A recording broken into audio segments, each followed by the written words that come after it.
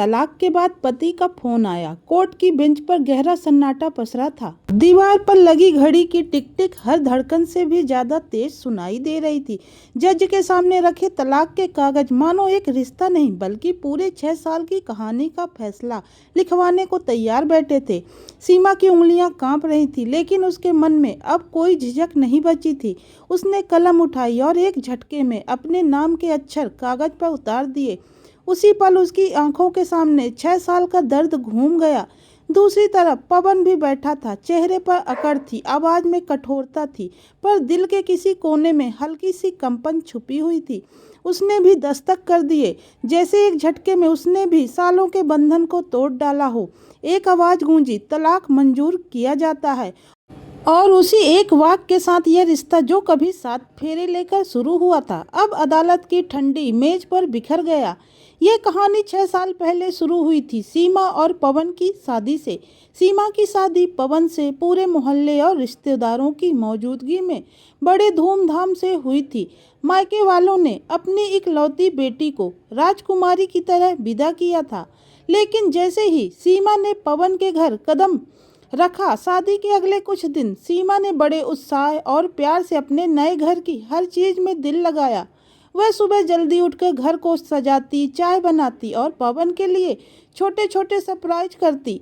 पवन शुरू में खुश था। उसकी मुस्कान और कभी कभी की हंसी सीमा के दिल को और भी जीने की ताकत देती थी। शादी के शुरुआती दिनों में सब ठीक था।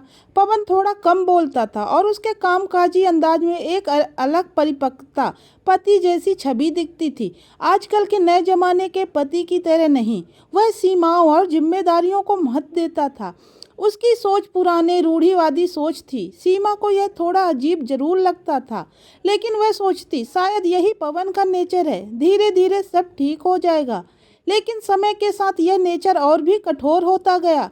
पहले पवन बस अपने काम में व्यस्त रहता था और जरूरत पड़ने पर ही बोलता था, लेकिन अब हर छोटी बड़ी बात पर वह सीमा पर चिल्लाने लगा।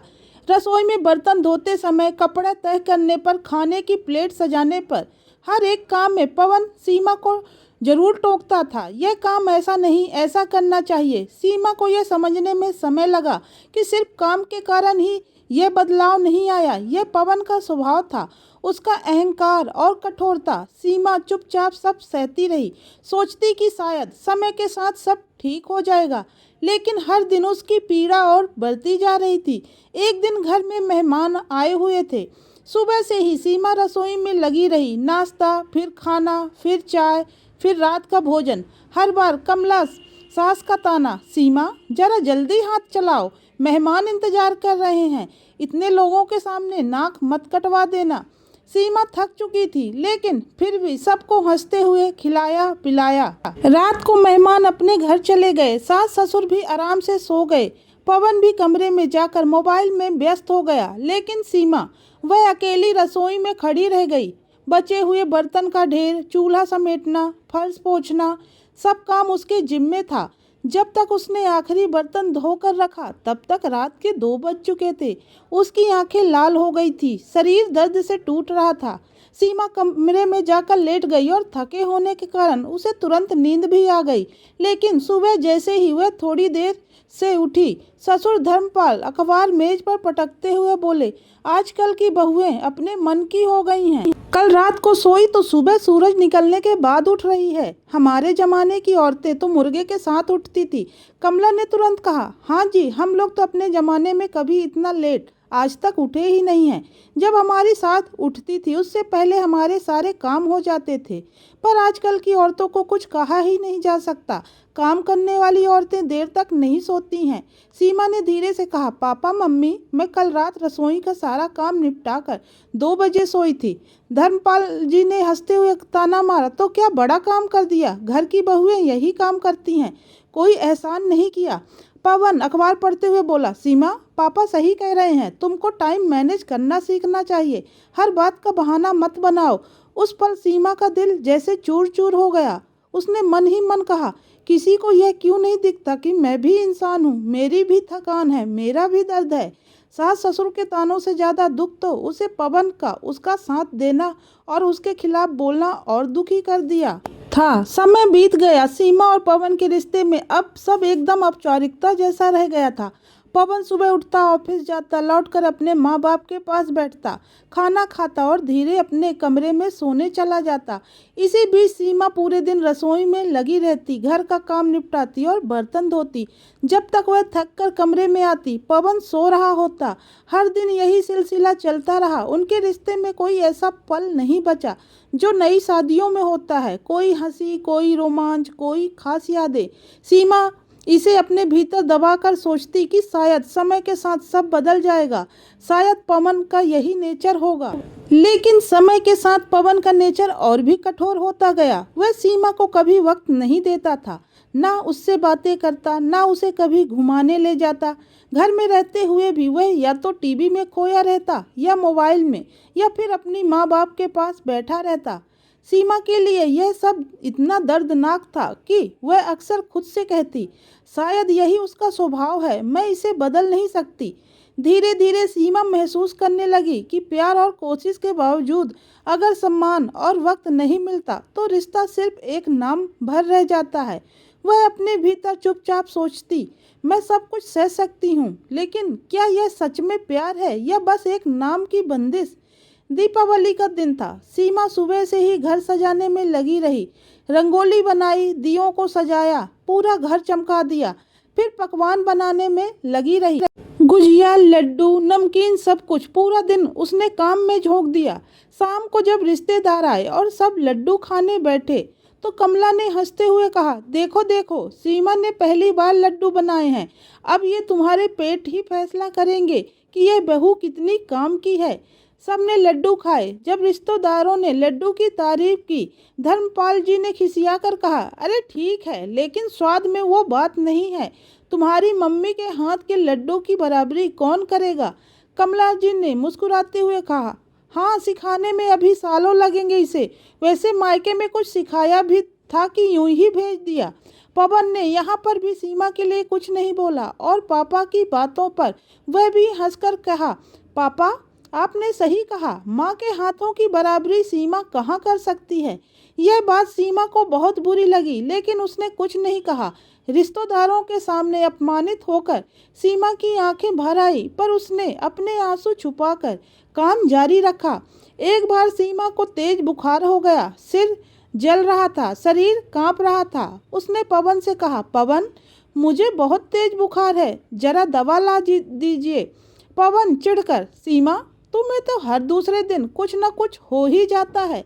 मैं ऑफिस से थक कर आता हूँ और तुम्हें बस शिकायत करनी होती है। सीमा बेबस होकर चुप हो गई।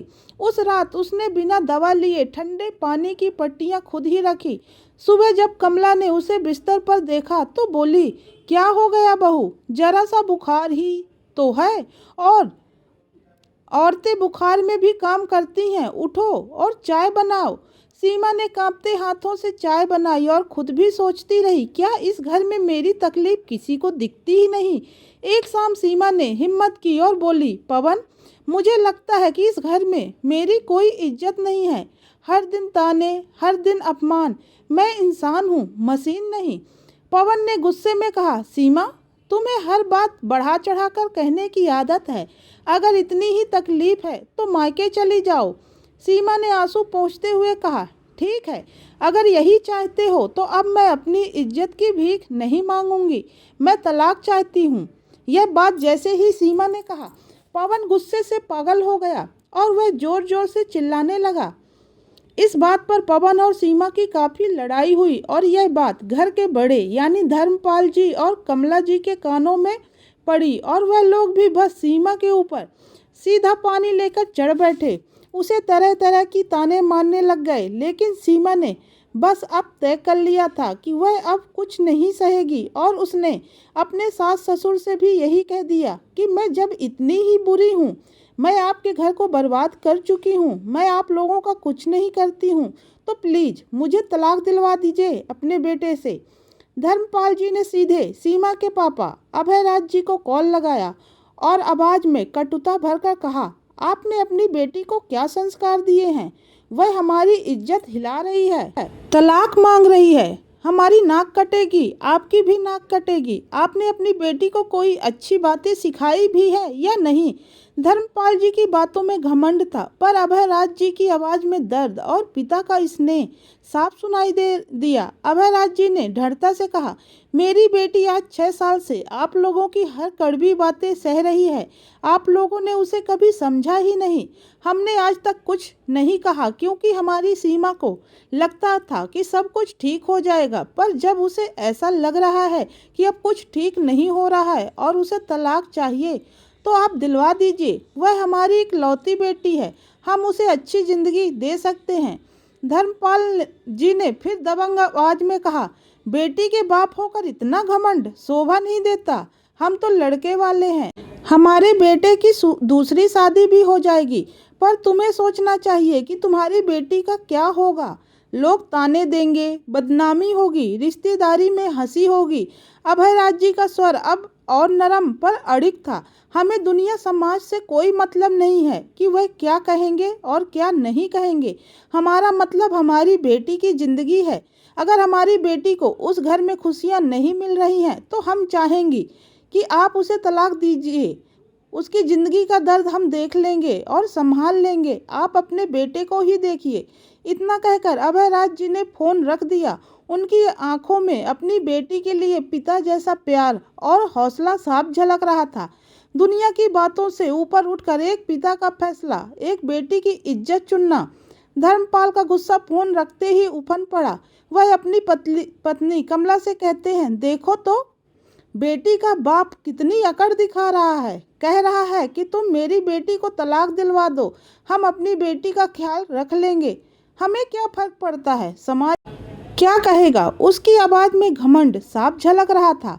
वह अपने को ऊपर उठाता हुआ कहता गया, हम लड़के वाले हैं, हमारे बेटे की दूसरी शादी भी हो जाएगी, पर सोचना उसे चाहिए कि तुम्हारी लड़की का क्या होगा। लोग ताने देंगे, बदनाम करेंगे। पवन ने अपने पिता की बात सुनकर बिना कोई रोक टोक कहा, पापा जाने दीजिए, ऐसी औरत के साथ मुझे भी नहीं रहना है। घर के काम करने में दिक्कत हो रही है, सास ससुर की सेवा करने में दिक्कत हो रही है, रोज का यही ड्रामा है। मैं दे ही देता हूँ तलाक, यह खुद समझ जाएगी। इसकी कितनी हैसियत है मेरे बिना, कोई वैसे भी पूछेगा भी नहीं। उसके लहजे में ठंडी न समझ फक्कड़ थी, घमंड और अहंकार का मिला जुला नासूर। कमला कुछ बोल पाती उससे पहले ही धर्मपाल ने सिर हिलाकर कहा, देखो अब हमारी नाक नहीं कटेगी, लड़की की नाक कटेगी। वो अपने मायके वालों के साथ क्या कर पाएगी। उसके शब्दों में समाज की परवाह कम और अपने बेटे की बेबाक इज्जत बचाने की ललक ज्यादा थी। पवन ने आंखें झपकाई और चुपचाप बैठ गया। वह भीतर से जो कुछ उबल रहा था वह साफ दिख रहा था, घुटा हुआ, अहम और गर्मी जो किसी नरम दिल को बदल नहीं सकती थी। कोर्ट का केस दायर हो चुका था और कुछ ही दिनों बाद कोर्ट की तारीख आ गई। पवन और सीमा दोनों कोर्ट पहुंचे। दोनों के वकील अपने अपने पक्ष जोर शोर से रख रहे थे। जज ने दोनों को एक बार फिर सोचने के लिए कहा, पर सीमा इस बार दृढ़ थी, मुझे जज साहब इस इंसान के साथ कोई रिश्ता निभाना ही नहीं है। दूसरी ओर पवन भी अपनी अकड़ में कम नहीं था। बड़े रौब से बोला, मुझे भी ऐसी औरत के साथ एक ही छत के नीचे नहीं रहना। जज ने गंभीर स्वर में पूछा, सीमा एलिमनी के रूप में आपको क्या क्या चाहिए, और यह हर महीने का खर्चा भी आपको दिया जाएगा, यह आपका कानूनी हक है। सीमा ने शांत लेकिन दृढ़ स्वर में कहा, मुझे उनका कोई पैसा नहीं चाहिए, न पहले एलिमनी न भविष्य का कोई खर्चा। उन्होंने कभी मुझे वह नहीं दिया जो देना उनका फर्ज था, और अगर अब मैं इसे स्वीकार करूं तो यह मेरे आत्मसम्मान के खिलाफ होगा। पैसे का मैं क्या करूंगी, मेरा हक तो सम्मान और इज्जत है, वही मैं चाहती हूँ। कोर्ट हॉल में यह जवाब सबके लिए चौंकाने वाला था। जज के चेहरे पर गंभीरता बनी रही। पवन और उसके वकील की आंखों में झल्लाहट और असहजता साफ दिखाई दी। सीमा की यह ठोस और निर्भीक प्रतिक्रिया बताती थी कि वह अब सिर्फ अपने हक और आत्मसम्मान के लिए लड़ रही है, न कि पैसों के लिए। सीमा की यह कटु पर सच्ची बात सुनकर पवन का गुस्सा और बढ़ गया। उसे लगा कि किसी ने उसकी मर्दांगनी पर सवाल उठाया है। वह भड़क उठा और कहने लगा, मत लो, मुझे पता है कि तुम 6 माह के अंदर नाक रगड़ते हुए मेरे पास आओगी और भीख मांगोगी कि मुझे दोबारा रख लो, पर इस बार मैं तुम्हें अपने घर में कभी नहीं रखूंगा और मैं तुम्हारी शक्ल भी नहीं देखना चाहूँगा। सीमा ने भी ठंडे दिल से जवाब दिया, कोई ज़रूरत नहीं है, मैं कभी नहीं कहूँगी कि तुम मुझे रख लो, वक्त ही बताएगा कौन किसके पास नाक रगड़ने आएगा। यह कहकर सीमा ने तलाक के कागजों पर साइन कर दिए और अपने माँ बाप के साथ मायके निकल पड़ी। तलाक को हुए 1 महीना बीत चुका था। सीमा अपनी जिंदगी में पहले से ज़्यादा सुकून महसूस कर रही थी। अब उसके दिन मायके में चैन से गुजरने लगे थे। हाँ, उसे पवन की याद आती थी, सास ससुर की भी याद कभी कभी खटकती थी। कई कड़वी बातें, ताने और दर्दनाक यादें थी, पर इंसान का दिल है, उन कड़वी यादों के साथ साथ कुछ मीठे पल भी लौट आते थे।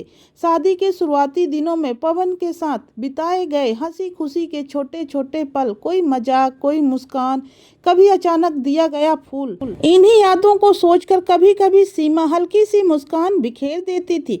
लेकिन वह भी जानती थी कि उन पलों से ज्यादा कड़वे जख्म उसके हिस्से आए थे। इसलिए अब वह खुद को समझ चुकी थी कि उस घर में उसके लिए खुशियां नहीं थी। उधर पवन के घर में इसका ठीक उल्टा माहौल था। धर्मपाल और कमला को अब अपनी बहू की अहमियत का सही अंदाजा हो रहा था। जब सीमा थी तो उन्होंने कभी उसकी कद्र नहीं की। उन्हें लगता था कि बहू होना मतलब सिर्फ काम करने वाली मशीन होना। पर जब सीमा चली गई तो उन्हें समझ आया कि एक बहू घर की रौनक होती है।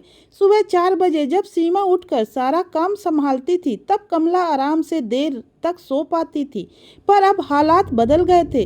4 बजे कमला खुद उठती, चाय बनाती, फिर सब्जी काटती, घर का झाड़ू पोछा करती, दोपहर तक थक कर चूर हो जाती।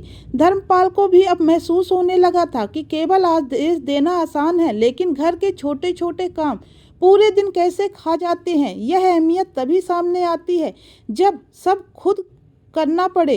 रसोई में जब जब बर्तन टकराते, कमला के कानों में सीमा की खनकती चूड़ियों की आवाज़ गूंज जाती।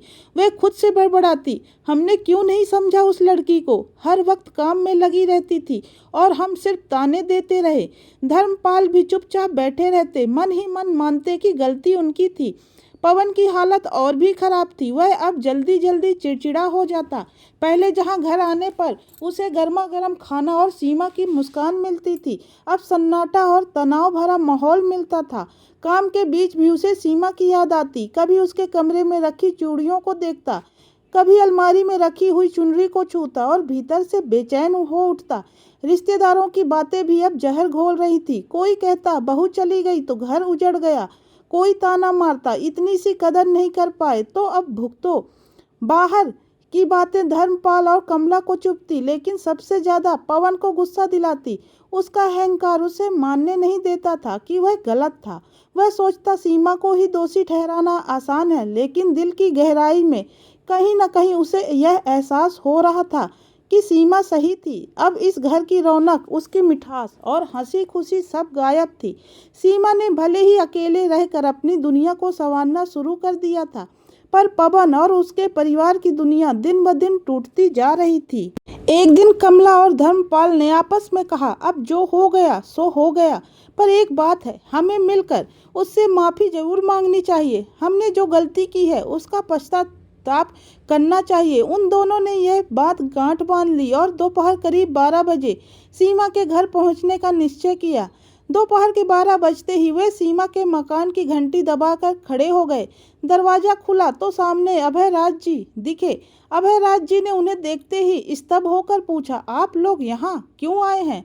अब भी कुछ बाकी रह गया क्या? उनकी आवाज में रोष भी था और आश्चर्य भी। धर्मपाल ने बड़े ममता भरे स्वर में कहा, हम आपको दुख पहुंचाने नहीं आए हैं, बस हम एक बार अपनी गलती स्वीकार करके अपनी बहू से माफ़ी मांगने आए हैं। हम समझते हैं कि हमने बहुत बड़ी भूल की है। अभयराज जी ने एक पल के लिए करवाहट भरे लहजे में कहा, अब कौन सी बहू है? अब तो आपकी बहू यहाँ नहीं रहती, वह मेरी बेटी है। उनकी आंखों में अपनी बेटी की रक्षा करने का गुस्सा और दर्द दोनों झलक रहे थे। कमला ने झुककर कहा, हम बस एक बार सीमा से माफ़ी मांगना चाहते हैं। अब हमें एहसास हो रहा है कि हमने सबसे बड़ी गलती की है। इसी बीच भीतर से सीमा बाहर आ गई। वह अपने ससुर को देखकर ठिठकी, जैसे सामने एक पूरा सारा दृश्य पलक झपकते ही घूम गया हो। रातों के कामों की थकान, त्योहार में मिलने वाले ताने, उन छोटी छोटी खुशियों की झलकें, सब कुछ उसके सामने एक पल के लिए नाच गया। पर सीमा ने वह पल गले से उतारा, भीतर का घाव छुपाया और अपनी शालीनता का चेहरा पहन लिया। सीमा ने धीरे स्वर में कहा, आइए, अंदर आइए। उसने अपने ससुर के पैर छूकर नम्रता से कहा, आप अंदर आइए, बैठिए। यह वही हरकत थी जो आपने चाहा, एक सही बहू की तरह। पर अब आत्मसम्मान के साथ कमला की आंखों में आंसू भर आए और धर्मपाल का चेहरा सादा हो गया। उन्होंने बैठकर सीमा से सिर झुकाकर कहा, बेटी, हमें माफ़ कर दो, हमने तुझे समझा नहीं, हमने तेरे दर्द को देखा ही नहीं। धर्मपाल जी ने आंसुओं भरी आवाज़ में कहा, बेटी, हमें माफ़ कर दो, हमें पता है कि हमने बहुत बड़ी गलती की है। सीमा ने नरमी से पर मजबूत स्वर में कहा, मम्मी पापा, मैंने आपको बहुत पहले ही माफ़ कर दिया था। मुझे आप लोगों से कोई नाराज़गी नहीं है, ना ही अब कोई रिश्ता रखना है। ना आप मुझे जानते, ना मैं आपको जानती। अब मुझे अपनी ज़िंदगी जीने दीजिए। अभी तो मैंने अपने लिए जीना शुरू किया है, इसलिए मैं नहीं चाहती कि मेरे पास्ट की कोई भी परछाई मेरे प्रेजेंट में पड़े। अभय जी और कमला जी दुखी मन से माफ़ी मांगने आए थे। उनकी आंखों में सच्चा पछतावा और दिल को सुकून दोनों थे, पर उनके मन में भारी पीड़ा भी थी। वे भीतर से टूटे हुए लौटे। घर पहुंचते ही पवन पहले ही घर आ चुका था। उसने माँ बाप से पूछा, आप दोनों कहाँ गए थे? धर्मपाल जी ने ईमानदारी से कहा, आज हम सीमा के घर गए थे। इतना सुनते ही पवन गुस्से से गरजा, आप लोग उसके घर क्यों गए थे? क्या जरूरत थी? उस औरत ने हमारी कितनी बेइज्जती की है, आप सब लोग भूल गए? धर्मपाल जी ने शांत होकर कहा, हम बस अपनी बहू से माफ़ी मांगने गए थे और हमें लगता है कि तू भी एक बार माफ़ी मांग ले। पवन गुस्से से गरजा, आप लोग भूल गए उस लड़की ने हमारी कितनी बेइज्जती की है, उसके कारण हमारी कितनी बेइज्जती हुई है और आप लोग उससे माफ़ी मांगने गए थे। आपको शर्म नहीं आई? धर्मपाल जी की आंखों में अब पछतावे की आग थी, पर वे धीमे स्वर में बोले, बेटा, उसने एक बार हमारी बेइज्जती की और हमें इतना बुरा लगा। सोचो, हमने 6 साल उसे कितनी बेइज्जती दी। मैंने और तेरी माँ ने मिलकर हर बार उसकी बेइज्जती की, हर बात पर ताना दिया। तो सोच, उसने कैसे 6 साल इस घर में निभाए होंगे। उसकी इस एक बेइज्जती हम बर्दाश्त नहीं कर पाए। धर्मपाल जी की यह बातें पवन के अंदर तक घुसती गईं। शब्दों का असर उसके सीने में जैसे तीर बनकर गोद रख गया। उसे भी अब एहसास तो हो रहा था कि सीमा ने झेला क्या होगा, पर एक पुरुष जात का वह अहंकार जो पीढ़ियों से सींचा गया हो, उसे मानने नहीं दे रहा था। उसकी आंखों में कुछ टूटने सा था, पर जुबान पर कठोरता की पाबंदी बनी रही। अहम ने उसे धीमी मगर कड़वी चुप्पी में जकड़ लिया। समय बीत गया। तलाक को अब कम से कम 5 महीने हो चुके थे, लेकिन पवन की दुनिया जैसे अधूरी रह गई। हर चीज, चाय की प्याली, कमरे की खिड़की, ऑफिस का मेज, घर की गलियां, सब में अब सीमा की याद सताने लगी थी। उसके भीतर एक खालीपन था जो हर दिन बढ़ता जा रहा था। ऑफिस में उसका मन नहीं लगता। फाइलें और मीटिंग बस पारदर्शी पर्दे की तरह थी, जिनके पीछे वह खुद को खोज नहीं पा रहा था। घर लौटते समय भी वही चुप्पी, वही सन्नाटा उसे निगल जाता। उसके लिए जो रिश्ते आए वो सिर्फ चेहरे थे, कोई भी सीमा की जगह नहीं ले सकता था। हर स्मृति, हर पल, हर मुस्कान अब सिर्फ सीमा से जुड़ी हुई थी। दिल के भीतर धीरे धीरे एक टूटन घर कर रही थी। उसने महसूस किया कि अहंकार, गुस्सा या मना कर देने की ताकत सब खो चुकी थी। अब केवल एक चीज बची थी, सीमा। उसकी हंसी, उसकी बातें, उसकी छोटी छोटी आदतें, सब कुछ उसकी आंखों के सामने बार बार घूम रहा था। और उसी रात जब चांद की हल्की रोशनी उसके कमरे में उतर रही थी, उसने अपने कांपते हाथों से फोन उठाया। घबराहट और उम्मीद दोनों के साथ उसने सीमा का नंबर डायल किया। दिल की हर धड़कन उसके कानों में गूंज रही थी। एक पल की चुप्पी, फिर सीमा की आवाज आई, शांत, सधी हुई, पर सीमाओं से भरी। हेलो पवन। पवन ने हौले से कहा, सीमा, कृपया फ़ोन मत रखिए, बस एक बार मेरी बात सुन लीजिए, सीमा ने ठंडी आवाज़ में कहा। अब सुनने और कहने के लिए बचा ही क्या है पवन? जब मैं सुनना चाहती थी तब आपने कुछ कहा ही नहीं, और आज आप बोलना चाहते हैं तो मैं कुछ सुनना नहीं चाहती। पवन की आवाज़ में हल्की काँप थी, लेकिन दृढ़ता भी थी। सीमा, बस एक बार, अगर तुमने कभी मुझे सच्चे दिल से प्यार किया हो तो एक बार मेरी बात सुन लो। सीमा ने चुप्पी साध ली। उसकी खामोशी ने खुद ही बता दिया कि वह पवन की बात सुनने के लिए तैयार है, लेकिन उसके शब्दों में अब भी वही दूरी और ठहराव था। पवन ने गहरी सांस लेकर कहा, मैं जानता हूँ मैंने कितनी बड़ी गलती की है। मैं अपनी हर उस कमी के लिए माफ़ी मांगता हूँ। मुझे एक बार माफ़ कर दो सीमा, बस एक बार। सीमा की आंखों में भावनाओं का तूफान था। वह धीरे से बोली, पवन, मैंने आप सबको माफ़ कर दिया, आपको, आपके माँ बाप को, पर अब तो हमारा रिश्ता ही खत्म हो चुका है। जो होना था हो गया। पवन के शब्दों में अपना दर्द रोकते हुए कहा, क्या एक मौका नहीं दे सकती? सीमा, मैं बदल गया हूँ। मैं अब वही हूँ जो तुम्हारे लिए होना चाहिए। सीमा ने गहरी सांस ली। उसकी आवाज़ में अब ठहराव और ठोस निर्णय दोनों झलक रहे थे। पवन, अब तो कुछ भी बचा ही नहीं है। जो टूटा वह टूटा। अब केवल मैं अपने लिए जीना चाहती हूँ। किसी और मौके की बात नहीं होगी। उस चुप्पी में दोनों की भावनाएं गूंज रही थी। पवन का पछतावा, सीमा का आत्मसम्मान। यही वह पल था जब उनकी जिंदगी के पन्ने दोनों के लिए अलग अलग खुल रहे थे, लेकिन भीतर ही भीतर दोनों के दिल अब भी एक दूसरे की यादों में बंधे हुए थे। कुछ समय बाद पवन ने सीमा के माता पिता और अपने मम्मी पापा से बातचीत करके सब कुछ सुलझाया। दोनों परिवारों की सहमति और समझ के बाद पवन और सीमा ने फिर से शादी कर ली। इस बार उनके रिश्ते में केवल शादी का बंधन नहीं था, बल्कि सच्चा प्यार और विश्वास भी था। सीमा और पवन का रिश्ता पहले से कहीं अधिक मजबूत और भावनात्मक रूप से जुड़ा हुआ था। ससुर और सास धर्मराज जी और कमला जी सीमा को अब केवल बहू नहीं बल्कि अपनी बेटी की तरह मानते थे। घर के हर छोटे बड़े काम में वे सीमा की मदद करते थे, उसे समझाते और साथ निभाते थे। धर्मराज जी अब छोटी छोटी गलतियों पर ताने नहीं देते थे, बल्कि उसे समझने और सही राह दिखाने की कोशिश करते थे।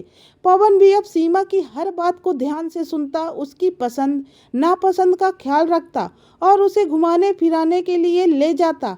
छोटे छोटे पल जैसे चाय का प्याला, मौसम की सैर या सिर्फ साथ बैठकर हंसना, ये सब उनके जीवन में नई खुशियां भर देते थे। धीरे धीरे उनके रिश्ते में प्यार और समझ का हर रंग घुलकर दिखाई देने लगा। पुरानी करवाहट, गलतफहमियां और अहंकार अब पीछे रह गए थे। सीमा और पवन की जिंदगी एक नई शुरुआत बन गई, जहां सम्मान, प्यार, विश्वास और छोटी छोटी खुशियां हर दिन को खास बना रही थी। इस तरह सीमा और पवन का रिश्ता फिर से एक सुंदर और ऊंचे स्तर का जीवन दृष्टांत बन गया। उनके घर में अब केवल प्यार, समझदारी और अपनापन था, और दोनों ने एक दूसरे के साथ खुशहाल जिंदगी जीना शुरू कर दिया। तो यह स्टोरी आपको कैसी लगी कमेंट्स करके ज़रूर बताइएगा। वीडियो को लाइक शेयर करना ना भूलें।